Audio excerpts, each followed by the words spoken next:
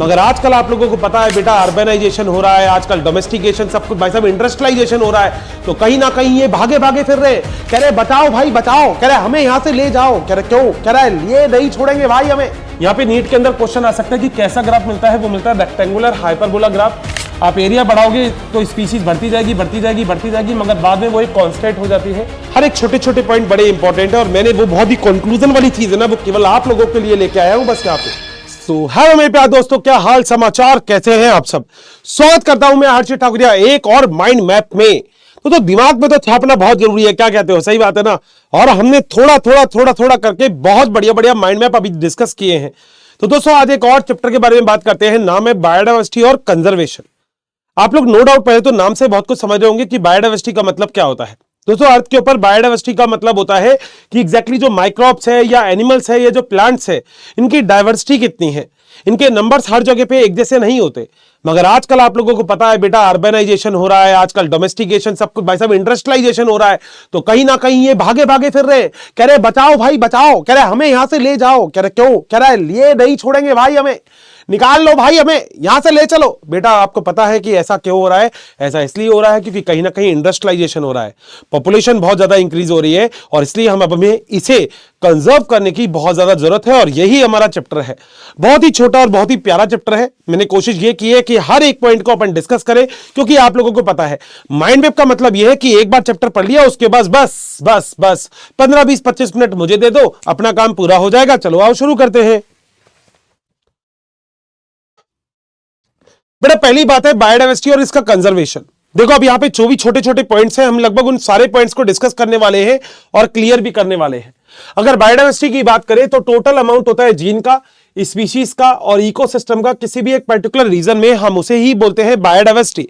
दोस्तों बायोडायवर्सिटी का जो टर्म है ये दिया था जिस साइंटिस्ट ने, उसका नाम है एडवर्ड विल्सन।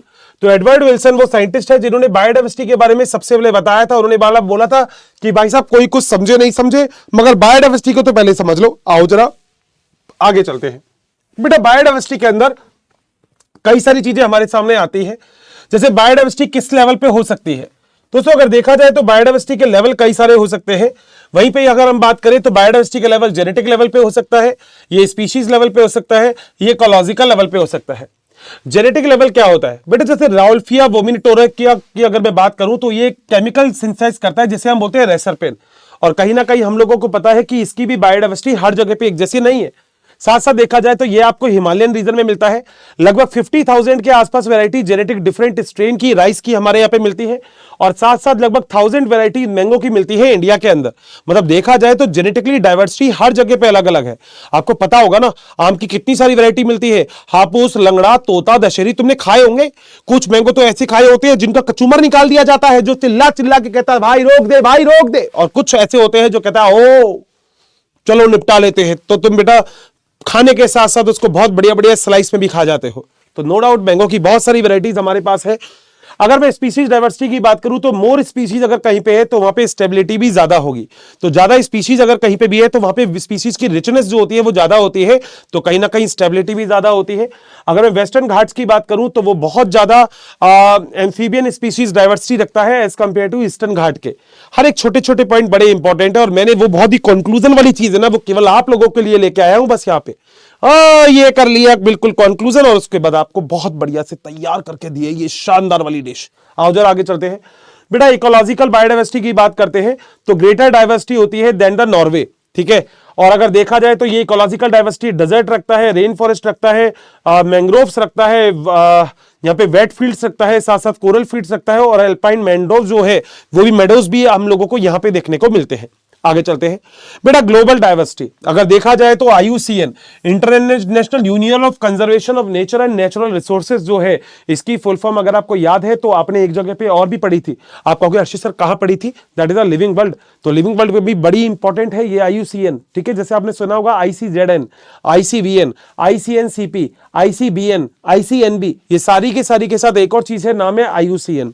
अब बेटा मगर रॉबर्ट मेंडे ने बोला था कि बेटा 1.5 मिलियन लगभग टोटल वैरायटी कितनी है, 7 मिलियन के आसपास। मगर अभी तक हम लोग मानते हैं कि IUCN को केवल इतनी ही वैरायटी मिली है, 1.7 मिलियन के आसपास वैरायटी। टोटल स्पीशीज की 70% जो वैरायटी है वो क्या है, एनिमल्स है, और एनिमल्स में भी 70% क्या है, इंसेक्ट्स है, ठीक है, तो ये बहुत ही बढ़िया तरीका है, बहुत बड़ी लाइन को हमने एक छोटी लाइन में कंप्लीट कर दिया। ये तीनों चीजें बड़ी इंपॉर्टेंट है आपकी एनसीईआरटी से भी और आपके नीट के एग्जाम में भी बहुत ही इंपॉर्टेंट है। इन्वर्टिब्रेट्स, वर्टिब्रेट्स और प्लांट के बारे में बता रखा है।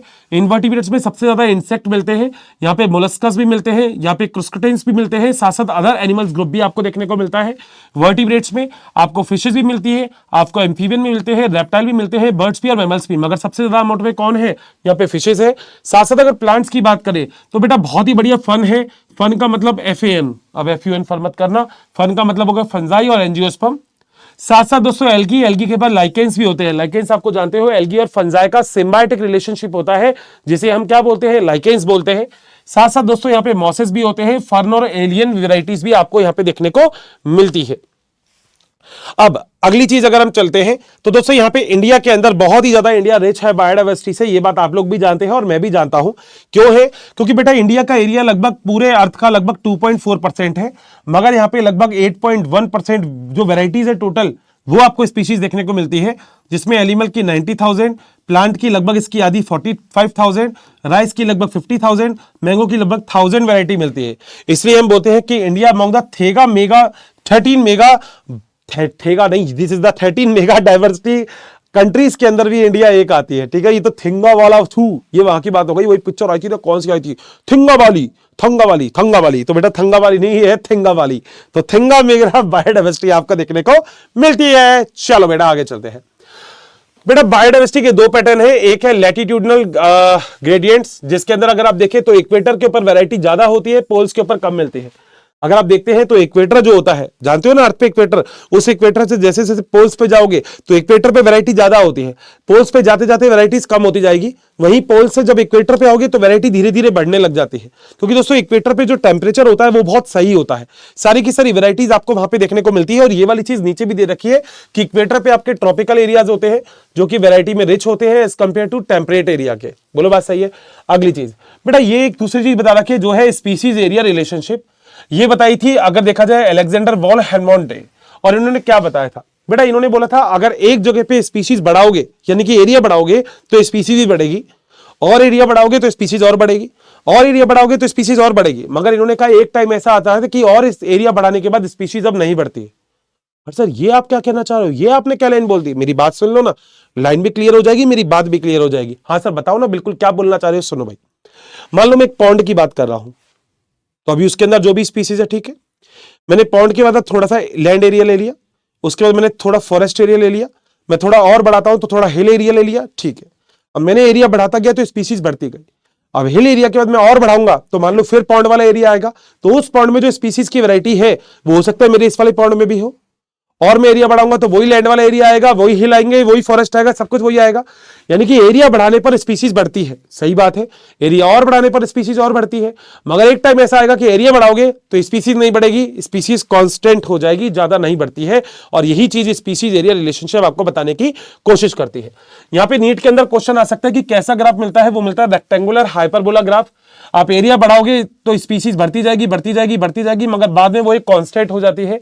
और बेटा लॉग स्केल पे अगर देखा जाए तो एक लीनियर लाइन के रूप में आप इसको डिफरेंशिएट कर सकते हो।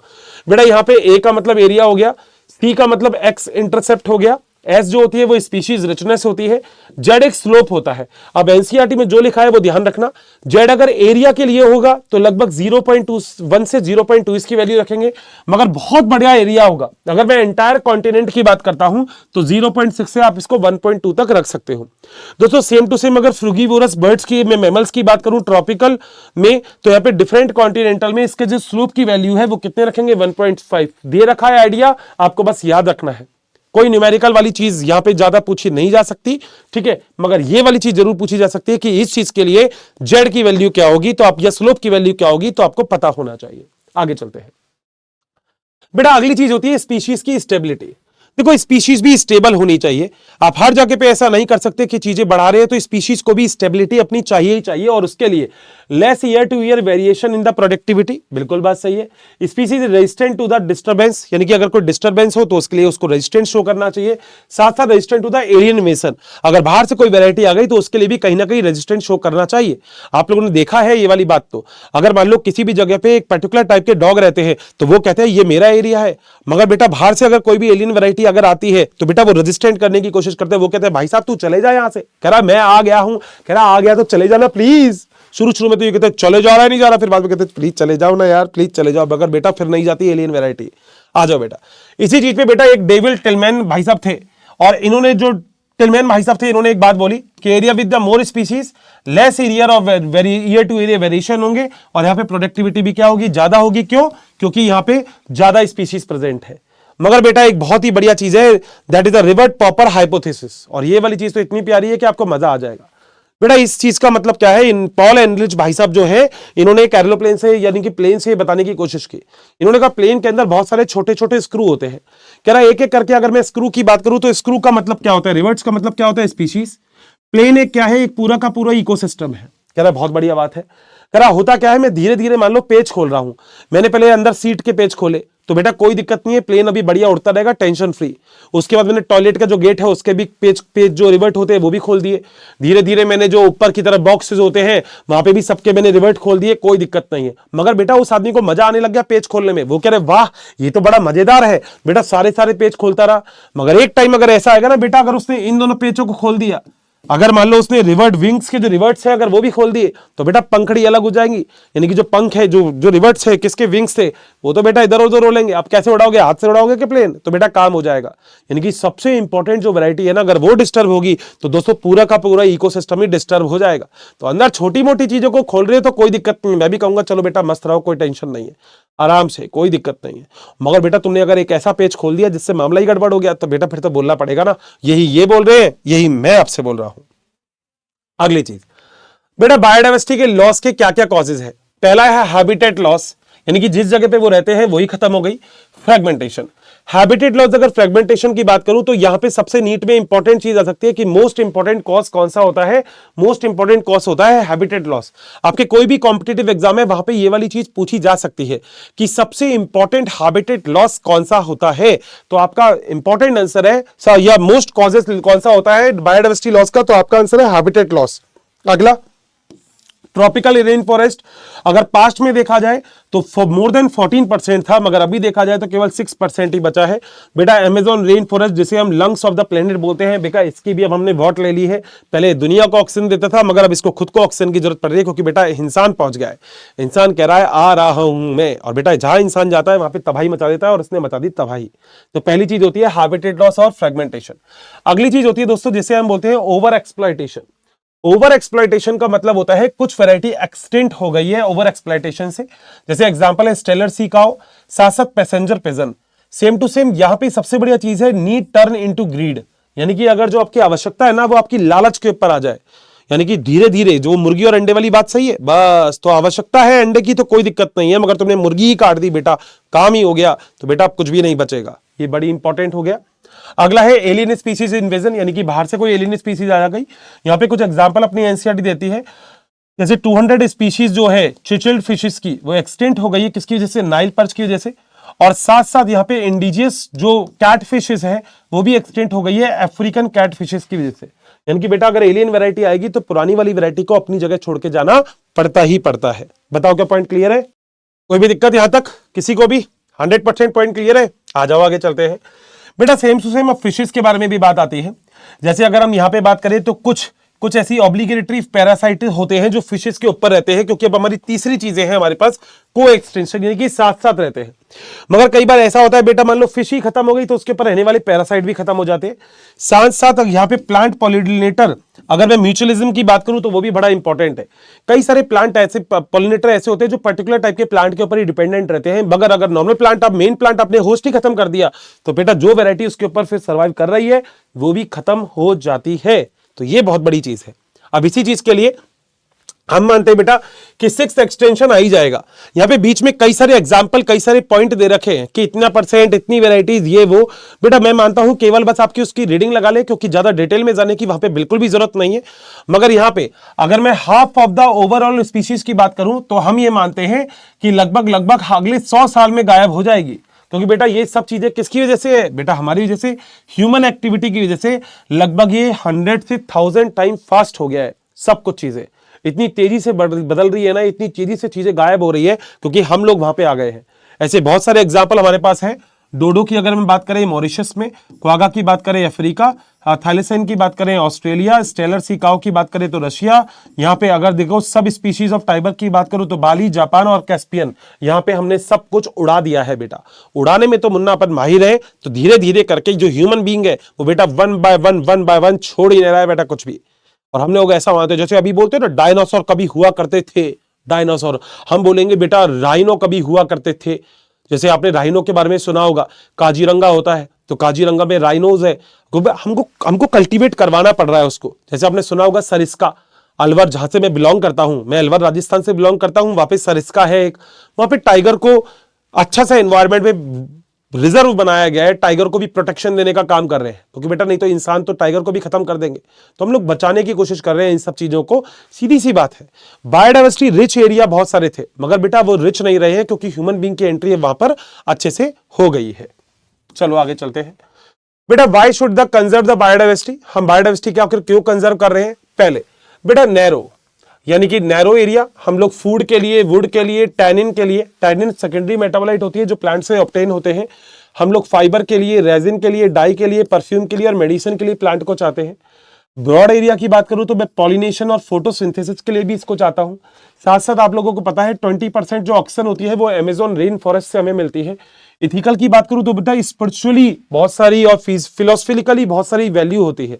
स्पिरिचुअल का मतलब कई बार कुछ जगह पे पीपल के पेड़ या किसी भी पेड़ को पूजा जाता है, तो हम ऐसा मानते हैं कि इनकी पूजा इसलिए जरूरी है क्योंकि हम लोगों ने इसको कंजर्व कर लिया। हमने कहा भैया ये तो पूजने वाला है तो कम से कम बच गया।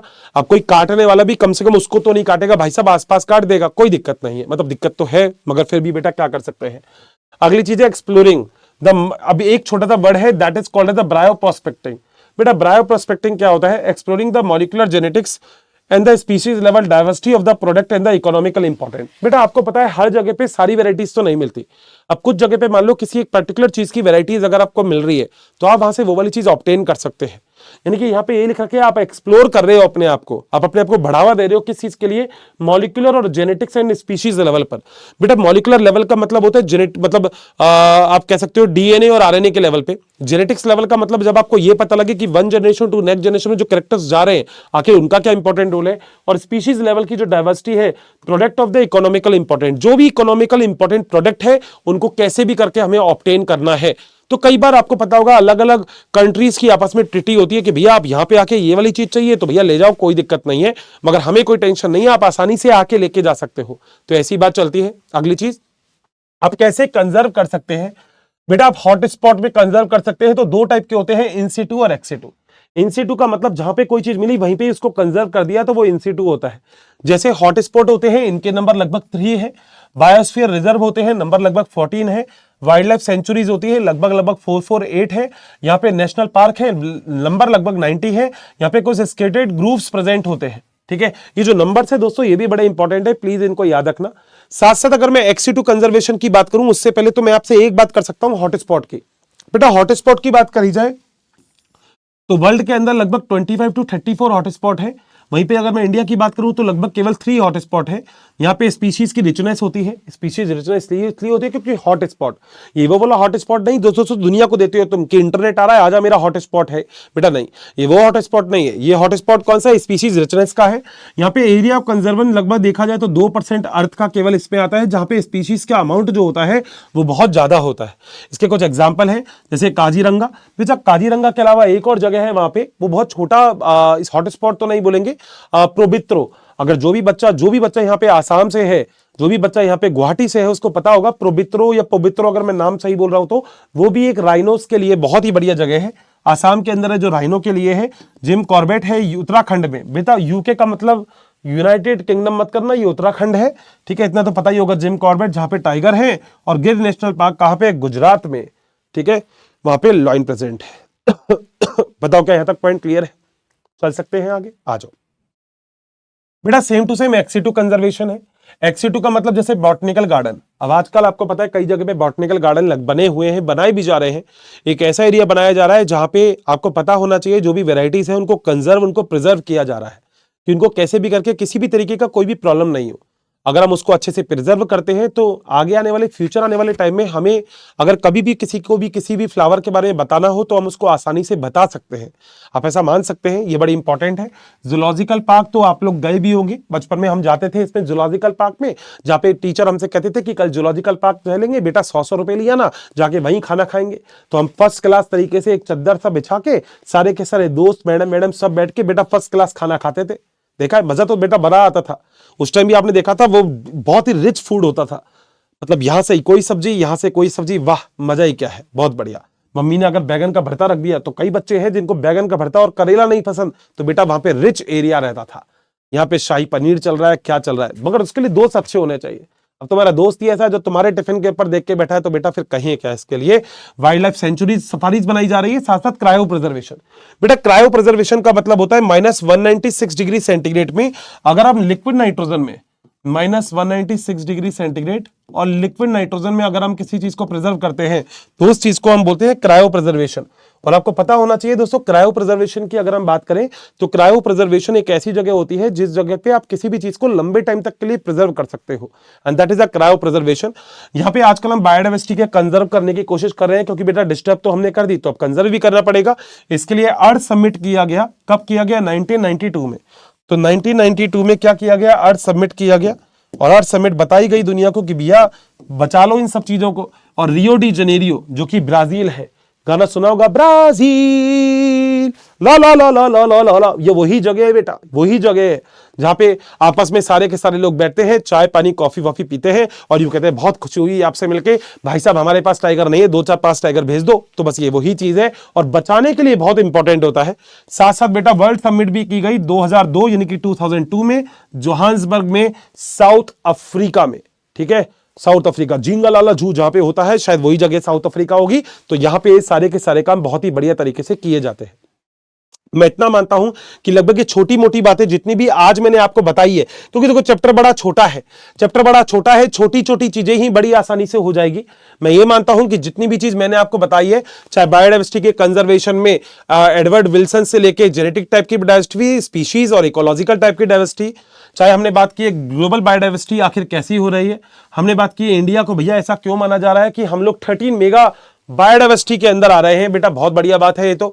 सबसे बड़ी चीज है पैटर्न ऑफ बायोडाइवर्सिटी दो टाइप की है, लैटिट्यूडनल, इसका मतलब इक्वेटर पे ऊपर वैरायटी ज्यादा होती है जबकि पोल्स के ऊपर धीरे धीरे कम होती जाती है। साथ साथ ये बड़ा ही इंपॉर्टेंट क्वेश्चन आ सकता है, रेक्टेंगुलर हाइपरबोला ग्राफ मिलता है हमको, यानी कि एरिया बढ़ाने के बाद स्पीशीज बढ़ती है मगर एक टाइम आने के बाद ये कांस्टेंट हो जाती है। बिल्कुल सही बात है। ये बेटा जेड का जो वैल्यू है ये जरूर याद रखना और ये जरूर याद रखना, ठीक है।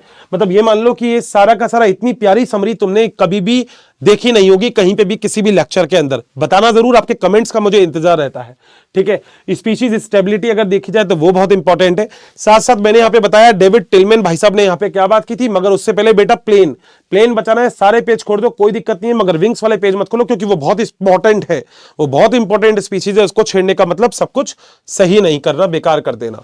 कॉज ऑफ बायोडाइवर्सिटी आप जानते हो, हैबिटेट लॉस और fragmentation, over exploitation, alien species आ जाएगी या को एक्सटेंट वैरायटी, सारी चीजें आपको यहां पे दे रखी है मैंने। सिक्स्थ एक्सटेंशन, यानी कि आप मानते हैं कि अब जो चीजें गायब हुई, डायनासोर की बात अलग है, इंसान ने अगर नहीं छोड़ा तो बेटा धीरे धीरे बहुत सारी चीजें गायब हो जाएगी। और इसके साथ साथ हम लोग ये वाली बात भी करते हैं कि बायोडाइवर्सिटी को क्यों कंजर्व करना चाहिए। तो बेटा इसके लिए अगर देखा जाए तो नैरो, ब्रॉड और इथिकल तीन टाइप के पैरामीटर है हमारे पास। हम ये भी मानते हैं कि बायो प्रोस्पेक्टिंग क्या चीज होती है, क्या चीज होती है जो मॉलिक्यूलर लेवल पे हमें बहुत ही इंपॉर्टेंट हो जाती है। सच में देखा जाए तो आखिर कैसे कंजर्व करेंगे, दो टाइप से इसका कंजर्वेशन किया जा सकता है, जिसमें एक होता है इन सिटू कंजर्वेशन, एक होता है एक्स सिटू कंजर्वेशन। इन सिटू कंजर्वेशन का मतलब है जिस जगह पे वैरायटी मिली है वहीं पे ही कंजर्व कर दोगे, तो that is called as a in situ type of conservation. और एक्स सिटू कंजर्वेशन का मतलब होता है किसी दूसरी जगह पे, वैरायटीज के बारे में आप जानते हो। साथ साथ हॉटस्पॉट, बेटा हॉटस्पॉट इंडिया में 3 है, वर्ल्ड में लगभग 25 to 34 है। और ये वाली हॉटस्पॉट एक ऐसी चीज होती है जहाँ के स्पीशीज की रिचनेस पाई जाती है, डाइवर्सिटी बहुत ज्यादा होती है। अर्थ समिट किया गया, ईयर बड़ा इंपॉर्टेंट है 1992 में। वर्ल्ड समिट किया गया 2002 में जोहान्सबर्ग में, साउथ अफ्रीका। ये किया गया रियो डी जेनेरियो में, ब्राजील में। And this is all about the biodiversity.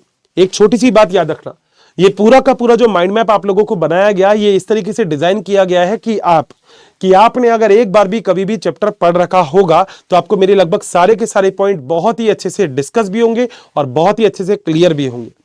एक छोटी सी बात, लेक्चर पढ़ने के बाद बस एक छोटी सी बात आप लोगों को याद रखनी है कि अगर आपने एक बार लेक्चर को देख लिया, अगर आपने एक बार पढ़ लिया है वो चैप्टर, आपने एनसीईआरटी की भी एक बार रीडिंग लगा रखी है, तो बस एक काम छोटा सा आप लोग कर सकते हैं।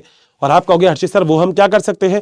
वो एक काम ये है कि फटाफट से, अब बस फटाफट से ये वाला लेक्चर बहुत ही बढ़िया से देख लेना। मेरे ख्याल से लगभग सारे इंपॉर्टेंट पॉइंट्स हम लोगों ने यहां पर इंक्लूड किए हैं। कोई भी इंपॉर्टेंट पॉइंट लगभग यहां से रहा नहीं है, बट फिर भी ये चैप्टर थोड़ा सा थ्योरेटिकल है। कोशिश ये की है कि जितनी भी स्लाइड्स हमने यूज की है, इन सारी स्लाइड्स में आपको वो सब कुछ मिल जाए जो आपको जरूरी है और आपके लिए इंपॉर्टेंट है। दोस्तों याद रखना, आपका सिलेक्शन मेरे लिए पहली प्रायोरिटी है और हम सबके लिए पहली प्रायोरिटी है। तो मिलते हैं फिर आगे, बढ़िया तरीके से पढ़ाई करते रहो, हमारा साथ हमेशा ही रहेगा। Thank you so much, touch wood, bye bye, take care, love you all.